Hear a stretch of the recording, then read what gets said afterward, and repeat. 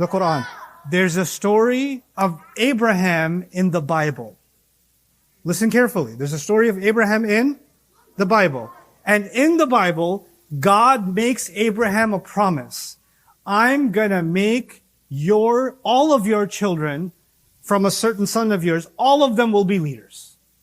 All of them. And later on, the same Bible will tell him, even if they do wrong, they'll still stay leaders. Even if they mess up, they still get to be leaders. And some of those children of Ibrahim alayhi salam believe that it's okay for us to do wrong. No matter how much wrong we do, we still deserve to be leaders. And he said, not only will I give them leadership, they have this land, it belongs to them. And no matter what they do, even if they mess up, the land still belongs to them because they are always going to be leaders, and it has nothing to do with whether they do right or they do wrong. If they do wrong, I'll be upset with them. That's okay. They're still leaders. Is the Quran saying the same thing? No. The Quran is saying, after he passed all those tests, Allah told him, you're a leader. He said, can I have all my kids too? And Allah said, no, not all your kids, but some of your kids will do wrong. So if you do wrong, you don't get to be a leader. Do you see a difference between what we learn in the Bible and what we learn in the Quran? This is very important. Lots and lots of people in your school are Christians. Lots and lots of people among your friends in your neighborhoods are maybe even Jewish or Christian and from that background. And some of them are Christian nationalists, etc. As you grow older, you'll hear this. And you'll hear about the promise God made to Abraham. And a lot of the violence that's happening in the world, in Palestine, for a lot of people, they deserve to have that violence because God promised the land to Abraham's children. And they believe that. And because they believe that, they think it's okay to do what they're doing because they have a right to do it because God promised them the land. And even if they do something wrong, that's okay. They're still the leaders. They still deserve the land. But the Quran is saying something very, very different. The Quran is not saying the land belongs to Muslims, or the land belongs to the Arabs, or the land belongs to the Jews, or the land belongs to the Christians, no, Allah said leadership. He doesn't even talk about the land. Allah doesn't even talk about the land. What does Allah talk about? I'm going to make you a leader, and if among your children there are people who do wrong, they don't get to have what? Leadership. لا ينال عهد الظالمين. وَإِذْ جَعَلْنَا الْبَيْتَ مَثَابَةً لِلنَّاسِ وَأَمْنًا. This is the same passage in Surah Al-Baqarah. Now Allah says, Ibrahim alayhi salam, Allah made the house, the Kaaba, a place where people can come and they can get rewards. And this is a place where people can come and they can feel peace. So Allah made sure that the Kaaba is a place of peace. وَاتَّخِذُوا مِن مَقَامِ إِبْرَاهِيمَ مُصَلَّى. And then He told the Muslims, when you go to the Kaaba and when you're doing tawaf, you're going to pass by a spot, and the name of that spot is Maqam Ibrahim. Maqam Ibrahim. There's different interpretations, but I'm giving you one of them. And if you go near Maqam Ibrahim, you should take it as a place to pray. So if you've ever gone with your parents to Umrah, or if your parents have gone, they can tell you, when they finish their tawaf, what do? They pray near what? Maqam Ibrahim. وَاتَّخِذُوا مِن مَقَامِ إِبْرَاهِيمَ مُصَلَّى. Then Allah says, وَعَهِدْنَا إِلَى إِبْرَاهِيمَ وَإِسْمَعِيلَ أَن طَهِّرَ بَيْتِيَ لِلطَّائِفِينَ وَالْعَاكِفِينَ وَالرُّكَّعِ السُّجُودِ. Listen carefully. Then Allah said, I took a promise from Ibrahim. Allah says, we took a promise from Ibrahim and Ismail. Now it's not just Ibrahim. Now there's two people in the conversation. Which two? Ibrahim and Ismail. Who can tell me who Ismail is? Yes. It's Ibrahim alayhi salam's son. So now, the first part of the conversation was, can my kids be leaders too? And Allah said, not all of them. Remember? And now Allah is taking a promise, but He's not taking a promise just from Ibrahim. Who's He also taking it from? Ibrahim and Ismail, one son. One son. And He said, both of you are responsible that you will clean my house. You'll keep it pure for people that are going to come and do tawaf. Go around it. وَالْعَاكِفِينَ, people that are going to stay here for a while and just pray and leave their homes, do i'tikaf. And people who are going to do ruku' and people who are going to do sujood. You guys know the terms ruku' and sujood?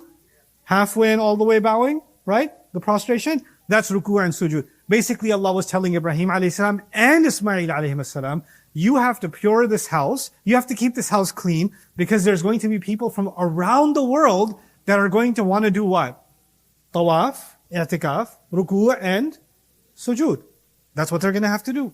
By the way, isn't it amazing? We're sitting here in a masjid and we just prayed in this direction. Why? Because of the Kaaba. But the Kaaba is there, why? Because of who? Because of Ibrahim. Because of Ibrahim alayhi salam, right? And Ibrahim alayhi salam and his son were responsible for purifying the house for people that are going to do ruku' and people that are going to do sujood. So even now, a few minutes ago, before I started, we just did the thing that was started by who? Ibrahim and Ismail alayhi salam, right? We just did that. Okay. وَإِذْ قَالَ Ibrahim. Now Ibrahim alayhi salam, he already asked one time, he's going to ask something new this time. He said, رَبِّ اجْعَلْ هَذَا بَلَدًا آمِنًا. Ibrahim alayhi salam said this time, Ya Allah, can you make this a peaceful place? Can you make this city, Makkah, can you make this city peaceful for me? And then he said, وَارْزُقْ أَهْلَهُ بِنَ الثَّمَرَاتِ, and give the people that live here all kinds of fruit. Whoever believes in Allah in the last day, مَنْ آمَنَ بِاللَّهِ وَالْيَوْمِ الْآخِرِ. Whoever believes in Allah in the last day. By the way, the qadr of Allah is strange. I was here maybe 15 years ago in this masjid. I remember it. And I gave a lecture on these ayat. 15 years ago. Some of you might not remember. I remember. Before the extension. Well, I was here. Yeah. SubhanAllah. I'm remembering, wow, this is weird. It was unplanned. I wasn't like 15 years ago, I should do that again. No. But now look. So Ibrahim alayhi salam is now being told, Allah is telling him, or he's telling Allah, Ibrahim is telling Allah, Ya Allah, make this city peaceful and give its people all kinds of fruit. I want you to think about this now.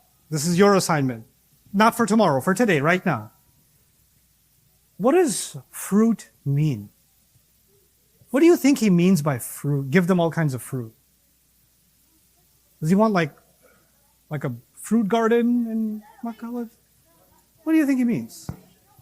Yes, young man, what do you think he means? Yeah. Prosperity. Prosperity. That's a big word, prosperity. What does prosperity mean?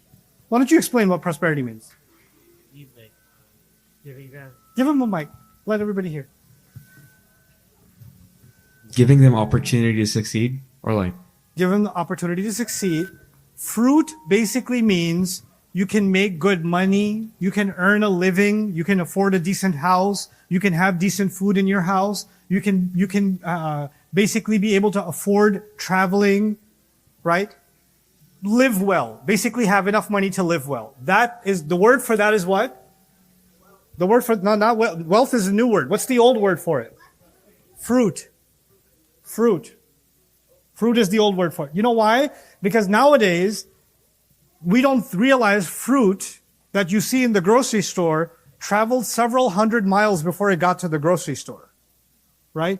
But back in the day, there were no planes or trucks or, there weren't kiwis being imported from Australia so you can eat them at your local grocery store. That wasn't happening. So if you could have fruit, you needed to have a garden. And to have a garden, you needed to have a lot of money. Right? And so fruit was actually a pretty exotic thing. It wasn't just, you go to a grocery store, you pick up oranges, you're like, I don't like this one. I like this one. Somebody saw an orange, like, oh my God, you got an orange? Man, they live large. You got orange, you got 2 oranges. Right? This is what life was. So fruit means somebody who's got good money. 2 things Ibrahim asked for. Peace, safety, and fruit. Safety and fruit. What do you think would happen if you only have safety, but you don't have fruit? What do you think would happen? Imagine you have a house, and it's perfectly safe. The doors are locked. Nobody can get in. Security system, but there is no fruit. What would be the problem? Yes, young lady. You won't be able to be healthy, or you might die. Yeah, you might. It's true. She's right. She's spot on. You're more honest than most journalists. Right? Even if your house is safe, if the fridge is empty and there's no water in the tap, and there's no food, what's going to happen? You're going to die. Okay, what if you have fruit? What if you have fruit, but you don't have what? Safety. What's going to happen then? What do you think?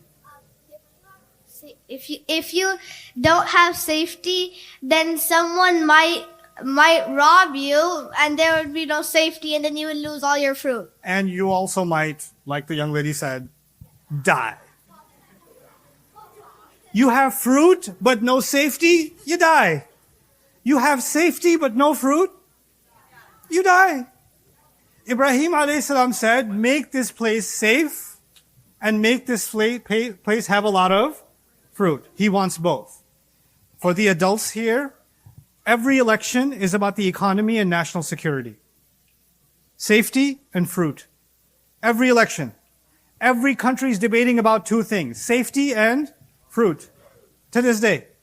Whether it's domestic policy, foreign policy, tariffs, trade wars, national security, intelligence, deportations, immigration policy, all of it boils down to either safety or fruit. Isn't that amazing? Ibrahim alayhi salam's genius, he just said, Ya Allah, give them these two things and they'll be fine. Because if they have safety and they have fruit, then they don't have to worry about safety and they don't have to worry about fruit, so they'll only worry about what? If they're not worried about safety and they're not worried about fruit, what will they worry about? They'll only be busy worshiping Allah. He's just building the Kaaba. He wants people to concentrate on worship. How are they going to concentrate on worship if they don't feel safe? And how are they concentrating on worship if they don't have any food? They'll be worried about the food. So he wants no distractions so they can worship Allah. So he says, وَارْزُقْ أَهْلَهُ مَنْ آمَنَ مِنْهُمْ بِاللَّهِ وَالْيَوْمِ الْآخِرِ. Those of them who believe in Allah and those of them who believe in the last day, Ya Allah, make sure they have safety and they have fruit. This time he didn't say, give all of my children safety and fruit. He said, only give my children who believe in Allah and the last day safety and fruit. He didn't say it for all of them. Why do you think he didn't say it for all of them? This is an important question. Why didn't he say, all of my children, even if they do wrong, give all of them safety and all of them fruit? But he said, only give my children who believe in Allah in the last day safety and fruit. Why not all his kids? Yes, young lady. So it's because some people might take their fruit and security too far and start abusing other people with it. Deep. Wow. Some people might take it too far and abuse it. They won't be grateful. What did Allah say about his other kids, the ones who don't believe? How did he describe them? Wrongdoers. So if people that do wrong have safety and people who do wrong have fruit and they become successful, what are they going to use their success for? Good things or bad things? Ibrahim alayhi salam does not want bad things to spread. And he's more loyal he cares more about the good than he cares even about his children. So even his kids that are going to do bad, he doesn't even want safety and fruit for them. He only wants safety and fruit for his kids that are going to be, the ones that are going to be good. You're right, leaders too, because that's what makes them leaders. That's what makes them leaders. So he made a different dua. He said, okay, fine, Ya Allah, you're not going to make all of my children leaders, but the ones that are going to be good, can you at least make sure they're safe and they have fruit? Now let's see what Allah says to him. Allah says, قَالَ وَمَنْ كَفَرَ فَأُمَتِّعُهُ قَلِيلًا. And Allah said, by the way, even your kids who don't believe, who do the worst thing, they don't even believe in Allah, I will let them enjoy a good life a little bit also. I will give them also safety, I will also give them fruit. So now Ibrahim alayhi salam, the first time he asked, can I have all my kids to be leaders? Allah basically said, no, not all of them. The second time he said, Ya Allah, only give food and safety to my good kids. And what did Allah say? No, I'm also going to give food and safety to your bad kids. فَأُمَتِّعُهُ قَلِيلًا. And then ثُمَّ أَضْطَرُّهُ إِلَىٰ عَذَابِ النَّارِ وَبِئْسَ الْمَصِيرُ. Then I will drag this wrongdoing child of yours, I will drag them into the punishment of hellfire. What a terrible place to go. Oof. 2 times Ibrahim alayhi salam asked. 2 times he asked, and 2 times Allah said, no, not that way, not that way. You would think, I asked Allah, Allah didn't say yes. Allah gave me a different answer. I should probably stop asking. Because if I ask Allah again, what's He going to say most likely? No. No. But now watch. وَإِذْ يَرْفَعُ إِبْرَاهِيمُ الْقَوَاعِدَ